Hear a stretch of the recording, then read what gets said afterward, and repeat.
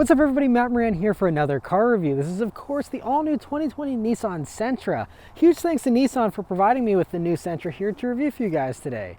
So about the new Sentra here, so it is so fantastic looking to me. Completely restyled on a completely new platform. It has a new suspension. Everything is completely redone here on the Sentra, and it badly needed a redo, and they really came out swinging with this redo. It is impressive. I just love the looks of it. A lot of the competitors these days are very bold and very just stylistic with the way that they've done their designs, with the Corolla and the Civic being pretty polarizing, but this, I don't know anyone who would think this looks bad, honestly. It just looks so sleek and just classy and just attractive to me. It looks so good. This one does have these optional LED headlights on this SR Premium trim that I'm reviewing here, and they look really good. A little bit of a smokier appearance, and just the new V-Motion grille that all the new Nissans have looks so good. Everything about this, though, is just very slender and lean and just very sleek looking. Also here on this SR Premium, you have these 18-inch wheels that look great. I also love the option of a two-tone roof here. It's about a $600 option. Well worth it in my opinion, just because I love two-tone paint combinations, and it's something that's pretty rare these days, but a few companies are offering it. Nissan is one of them, and I think that it really nicely sets this apart from the competitors as well. And it also gives you a very interesting side profile, because you can see how, especially with this white and black contrast, how in the back there it really sweeps up towards the rear, which is kind of interesting, and I'll talk more about that as we drive, because it does affect rear visibility a little bit, but a very cool look there. And then going out towards the back end there, also very attractive. This SR Premium again has a little lip spoiler there on the back. You have some attractive but simple taillights there, and you also have a chrome exhaust finisher here on this trim as well. And the back end isn't quite as exciting as the front in my opinion, but it also looks good still. Nothing offensive about it really, and overall I think that the new Sentra here just looks so good. They really stretched it out. It's 2 inches wider, it's 2 inches lower, and so all these things really give it this very sleek stance that I really love. All right, so starting to go for a drive. The brand new Sentra here still unfortunately uses the old Nissan key. They haven't really come out with a new key yet, so this is still the one they've been using for many years now. It's small though, and I do like that, but it's kind of light and plasticky. The buttons feel a little nice, almost like metal. So, I mean, that's a little bit nice, but overall, still an underwhelming key, but at least it's small. Some other keys these days are getting huge and hard to fit in your pocket, and so I'm glad this one's nice and small. But of course, it's keyless access, keyless entry, and push button start here, especially in this SR Premium trim. So you just leave the key in your pocket, hit the engine start button, and it starts right up. And if you're curious to hear about the interior of the new Sentra, my wife and I actually just did a whole interior review in a separate video. I'll link that above. You can go watch that if you want to hear all the details about this interior. But overall, it is one of the nicest interiors in the class now. It is just so nice feeling, especially here in this SR Premium trim. And I mean, there's just this contrast stitching everywhere, a great touchscreen that's easy to use, very attractive design. Everything feels good and looks good, and they really knocked it out of the park with this new Sentra interior. So again, check out that video for all the details, but overall very nice.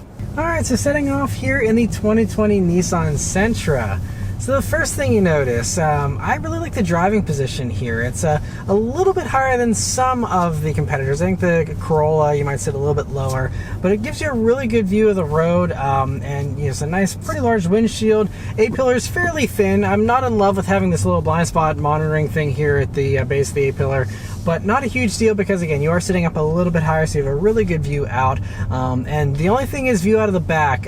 Like I said, the way the design of the back end kind of sweeps up, that rear deck is a little bit higher than it is in some of the competition, which has larger rear windows, I think. And the view, just like on the highway looking, people behind you, isn't quite as expansive as it is in some of the competitors. Not a huge deal, just a minor thing, and it wasn't as bad as the Ultima all-wheel drive, which actually is lifted up about an inch higher in the back to make room for that all-wheel drive system, and that had a not great rear view, but this isn't nearly that bad or anything. I just noticed it wasn't quite as good as it is in some of the competition. But anyway, other things here, just cruising at some slow speeds. The new Sentra is so refined and so quiet. It really has an impressive level of refinement to it. I would say that it's quieter than a Corolla. I would say that it is at least equal to the Civic, if not maybe even a tiny bit better than that. I don't think it has the Mazda 3 beat. The Mazda 3 is still the most luxurious king of the compact sedans. If that's what you're going for, is the most luxury. It's a little bit more expensive than this, but if you're just looking for refinement and the highest quality interior and stuff, that's going to be your best bet. But as I'll get to later on in the pricing portion of this video, I think that the Nissan is actually the better buy, but that's a little cliff notes for you for later. But yeah, other things, as I'm using the brakes here, very natural progressive feeling to the brake pedal, very predictable. Throttle response is also pretty responsive. It isn't super responsive, but I would say for a vehicle of this type that's not trying to be super sporty, it's very good. It doesn't feel laggy or hesitant or anything like that, and responds to my commands very well.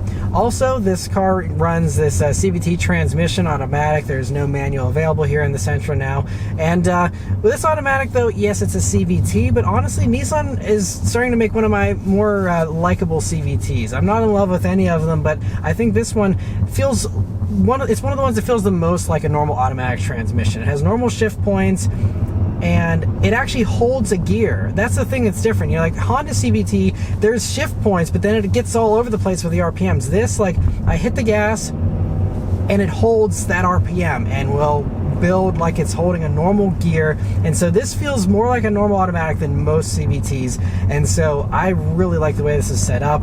But let's turn down onto this back road here and see how it does. I have this sport mode for the transmission by hitting this minus thing on the shifter, and here we go.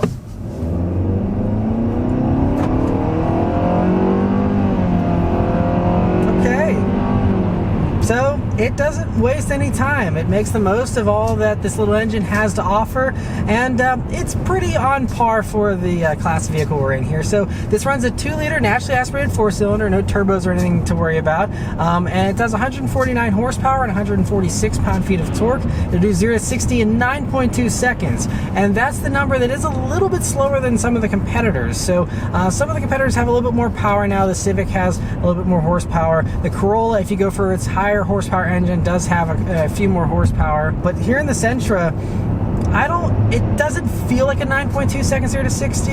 And for a normal daily driver, this is plenty of power. There wasn't a single opportunity where I was, trying to merge or anything and I was having any trouble with power. It's plentiful for around town. Unless you're trying to drive really crazy, I don't think you're gonna have an issue with the power here in the Sentra. But we're coming up some corners here, and let's see how the Sentra handles them. So it's pretty flat. It really does a good job, especially this SR Premium trim here has these 18-inch wheels. We have 215 wide tires. They're just normal all seasons, nothing too sporty, but it really is wonderfully flat. And I was really impressed with the new Ultima. That also handles very well for what it is, and this is really good. It actually also has this new system called active understeer control. So it felt fairly neutral, and I mean, I wasn't, really pushing it to the limit or anything to really find any understeer, but it's really just very neutral and feels really good in corners. It also has this brand new independent rear suspension now for the Sentras, which give it a more tunable setup so that you can have a more sophisticated handling than the simpler torsion beam rear suspensions that some of the competition uses. And it just feels really good. Steering also is nice and light. It's an appropriate weight. It's not too light. Like the Corolla is even lighter with its steering, which actually exaggerates its eager turn in. But this is a happy medium where it's got a little bit more weight to it, but it's not as heavy as some of the other stuff. Like a Mazda 3 has a way too heavy steering feel for just being a compact commuter vehicle. This is really, they found the Goldilocks here of steering feel, I think, with the Sentra, and it feels really nice. It also feels flatter than like the Volkswagen Jetta, which is another main competitor to this. And whenever I took the Jetta on these same corners, that really was soft and just kind of a little more wallowy. And if you're looking for the most comfortable soft ride, the Jetta might have this beat slightly, but I think this gives you a lot of that same ride comfort without giving you the undesirable qualities of the sloppier handling that I felt in the Jetta. And so I think that, again, they've really nailed a happy medium for everything here in the Sentra as far as its handling goes. And again, you're just buying a normal, compact sedan. You're not, most of the people buying these aren't worried about performance and handling and things like that. But if you do happen to be in a hurry or you're pushing your Sentra a little bit, you'll be pleasantly surprised to know that it handles very well. It's a very stout performer whenever you do push it a little bit. And yeah, there's really no complaints that I have with the whole driving dynamics.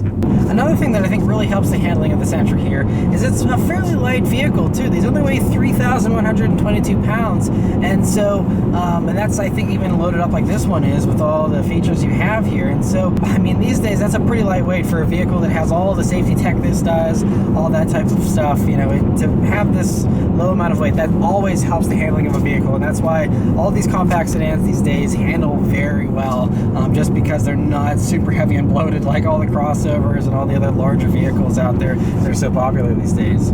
I also just have to add that with bones this good with the Sentra, it really is begging for a performance version. A great competitor to like the Kia Forte GT or something like that, even if it only has, like 200 horsepower or something, with the great handling you already have here in the Sentra, if it was just amped up a little bit for a Nismo version, oh man, I would really be in love with that, especially with the really nice interior you have here in the Sentras now and stuff. That would be a fantastic vehicle and a great competitor for the Forte, and also the Civic Si and stuff, and get the Sentra back to the SCR roots that it used to have back in the day with their performance versions of these. I think that would really be great. But yeah, I mean, every corner I push this thing around, it has not disappointed me once. It really does such a good job. But just cruising now on a main road, calm down here, got the transmission out of its sport mode, just cruising around normal drive mode, and this is where the Sentra really shines. It can blend into the background and just be comfortable and refined and quiet, even over a noisy bridge like this. It's not too bad. It's just really so impressive. And then you combine this with like this Bose stereo that this has in this SR Premium trim. That is an option. Otherwise, you have a 6-speaker stereo in the lower trims. But this Bose system is so good sounding, and combined with the quiet interior of this vehicle, it just makes for a really great experience. You have all the luxuries of the heated seats, heated steering wheel, all kind of stuff here in this SR Premium. And it becomes a really luxurious car, and you have all the features of all the high-end vehicles. You have adaptive cruise control here, you have all the lane keep assist stuff, blind spot monitoring, all these types of things, and all the safety tech, by the way, worked pretty well. There were a few times where it would like to vibrate the steering wheel because it thought I was getting too close to the double yellow. It would go off if I was really trying to get close to the lines, but there's a couple of times where I wasn't even getting too close and it would still kind of go off. That was earlier in the week though, whenever I was driving this vehicle, but it hasn't happened too much since then. Not consistently annoying, just every once in a while there's a little odd behavior from it. So not perfect, but wasn't too annoying, and it doesn't go crazy like Subaru's system, which will try and steer for you or make a bunch of noises. This just vibrates the steering wheel, gets your attention, and that's it. So it's pretty unobtrusive whenever it does go off, so not a big deal there. Didn't have too many issues with that. I mean, you're just cruising on the highway. It's a great highway cruiser. The adaptive cruise control system works pretty well, although another little thing I will mention is that whenever I was coming up on a car with the adaptive cruise control on, and the car in front of me was going a decent bit slower, it wasn't super smooth with the way that it braked. And other systems, even if the car in front of you is going much slower, will anticipate that a little bit better and be smoother with the brakes. This was a little rough. It wasn't a huge deal. It's just not the most refined behavior from an adaptive cruise system that I've seen, at least. So again, not a huge deal, just something to mention there while I'm being hypercritical, because I really have to nitpick here at the Sentra because it's just so good overall. Another thing to mention here though about the Sentra is the fuel economy here in it. So now I've only driven this vehicle for about 65 miles because we're under the whole quarantine thing here still in April of 2020, so didn't get to drive it as much as I would have liked, because honestly I would have loved to put double that amount of miles on this car. I could drive a road trip in this thing, I think, with how comfortable it is and stuff. But anyway, in my time of driving, I got 25.8 mpg, and that did involve a little bit of idling and stuff, so I would probably say it's fair to round it up to at least 26, and it continues to climb as I drive more and more. So as I put more miles on it, I'm sure it would continue to get even better. But these are rated at 28 in the city, 37 on the highway, and 32 combined. And I did do a little bit of highway driving, but a lot of it was just kind of around town, back roads kind of driving. And so I mean, I'm 2 mpg less than city, which is about on par with what I get with most of the vehicles that I review. So it's not out of the ordinary for me, but I was hoping to get a little bit closer to that 28 number, but this is about on par with what I've been seeing with some other vehicles, you know, in this segment and stuff. I have every belief that you could easily get that, you know, those quoted numbers, especially since it's a naturally aspirated engine, so it doesn't drain fuel like some of those turbo motors like to do if you do use that boost and get on that turbo. And so, you know, I think fuel economy is going to be pretty good here in the Sentra, and certainly more fuel efficient than a lot of the, you know, larger crossovers and stuff as well that are in a similar pricing to this. But then the last thing to mention is the pricing here in the Sentra, and that is where they were very impressive with the pricing. It is, I would actually say, I think this is the best value in the compact sedan class, simply because the amount of features you get for the money is really impressive. Now the base trim I would skip because you don't get smartphone integration, you get a smaller screen, and I'm not sure why they lock you out of that smartphone integration in the base model because it's totally capable of it. But anyway, so I would skip the base model. Then the other models, there's the SV and then the SR, and then they have premium packages on top of those trims as well. And so if you want like the moonroof, heated seats, leather, you can get that in an SV Premium, and that's like $23,655. And an SR version is about $500 more, and that doesn't give you the LED headlights, but then you still have to go to the SR Premium in order to get the moonroof. And then the SR Premium also gives you, along with the heated seats, you get a heated steering wheel, which is an option that most of the competitors do not offer. I think the Volkswagen Jetta does, and that's about it. And so that's a really nice feature to have. Whenever you have a heated steering wheel, you never want to go back. And so that is an awesome feature. And so an SR Premium like this one is only $24,600. So again, super reasonable. And honestly, the only vehicle that is kind of on par with it as far as pricing is the Kia Forte, and those, even with their fully loaded trim, can be right around the same price as this. Now the Forte does not give you heated steering wheel, but you do get cooled seats in the Forte, so you have to make the decision between whether you'd rather have cooled seats or the heated steering wheel, because the Forte is also an excellent choice in this segment, and they do have a longer warranty with that, with their 10-year 100,000 mile warranty. So that's the Forte is the only one that really challenges it on value, because otherwise everything else is more expensive and they lock you out of different features unless you go for high trims. And so I think that honestly this is, I mean, for again, you know, $24,500 basically to have all the stuff you get here in this, it is really, really impressive. But, you know, a few of the other competitors that are worth mentioning, the Volkswagen Jetta, if you test drive one and you don't mind the handling and you don't mind the softer ride, those are also a very good choice. And I would say the R line is pretty directly competing with this model of the SR Premium here of the Sentra. And with the Jetta R line, you can actually get that with a manual, which is a cool you know, option if you'd like. You don't get a premium stereo like you do in this, so if you're an audio lover, you might want to stick with this instead of the Jetta. But the Jetta, you can also get a cold weather package, and that puts it only about $400 more expensive than this, and that gives you heated steering wheel and heated rear seats.